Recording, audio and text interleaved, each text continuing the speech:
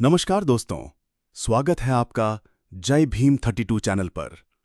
आज हम बात करेंगे उस महामानव की जिनका योगदान सिर्फ संविधान तक ही सीमित नहीं था, बल्कि भारत की अर्थव्यवस्था की नींव में भी उनका गहरा योगदान है। हाँ दोस्तों, मैं बात कर रहा हूं डॉक्टर भीमराव अंबेडकर की। अक्सर लोग उन्हें सिर्फ संविधान निर्माता के रूप में जानते हैं, लेकिन उनका काम जल नीति, भूमि सुधार और रिजर्व बैंक ऑफ इंडिया तक फैला हुआ है। आइए जानते हैं विस्तार से। दोस्तों, डॉक्टर अंबेडकर ने कोलंबिया विश्वविद्यालय से अर्थशास्त्र में एमए किया था और उनकी पीएचडी भी अर्थशास्त्र में ही थी। उनके शोध का विषय था the evolution of provincial finance in British India. London school of economics से भी उन्होंने डीएससी की डिग्री ली थी। उनकी थीसिस का नाम था the problem of the rupee, its origin and its solution.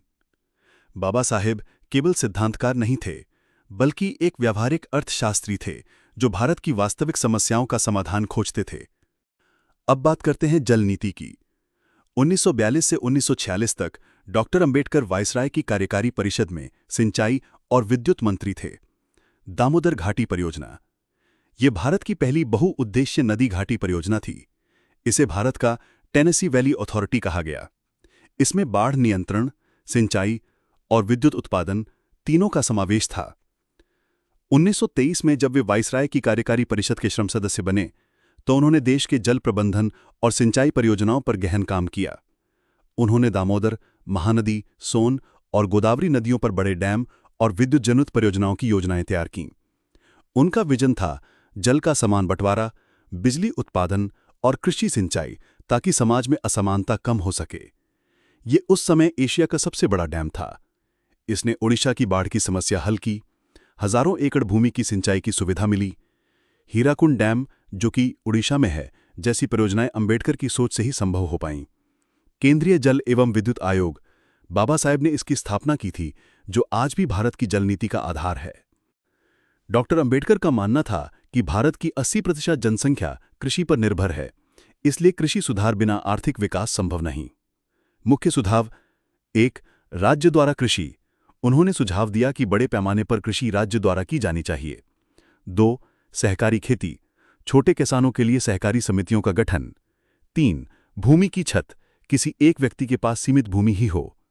4. वैज्ञानिक कृषि, आधुनिक तकनीक का उपयोग। 5.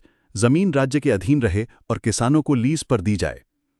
1940 के दशक में उन्होंने स्टेट सोशलिज्म की अवधारणा रखी, जिसमें भूमि, उद्योग और बीमा जैसे प्रमुख क्षेत्र राज्य के नियंत्रण में हों। स्टेट्स एंड माइनॉरिटीज पुस्तक में उन्होंने लिखा था, कृषि का औद्योगिकरण ही भारत के किसानों की समस्या का समाधान है। उनका मानना था कि जब तक भूमि सुधार नहीं होगा, तब तक सामाजिक न्याय संभव नहीं। रिजर्व बैंक ऑफ इंडिया में योगदान।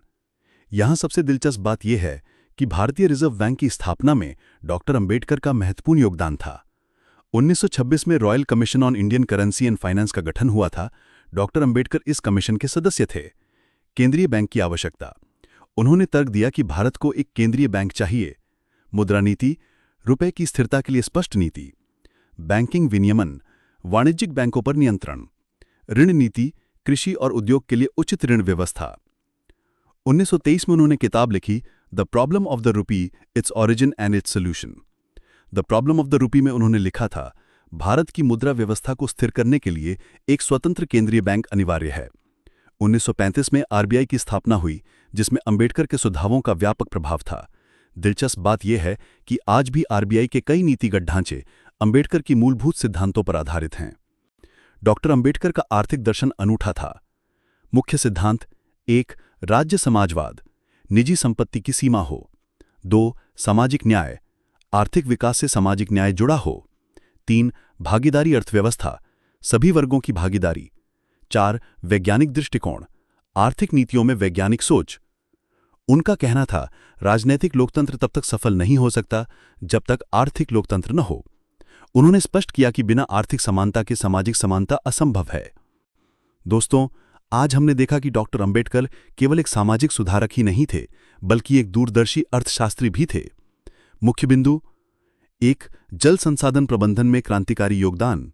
2. कृषि सुधार के व्यावहारिक सुझाव। 3. आरबीआई की स्थापना में महत्वपूर्ण योगदान। 4. सामाजिक न्याय के साथ आर्थिक विकास का दृष्टिकोण। 5. आज भी भारत की आर्थिक नीतियों में अंबेडकर के विचारों की छाप दिखती है। अगर ये वीडियो पसंद आया हो तो लाइक करें, शेयर करें और चैनल को सब्सक्राइब करना न भूलें। जय भीम, जय संविधान।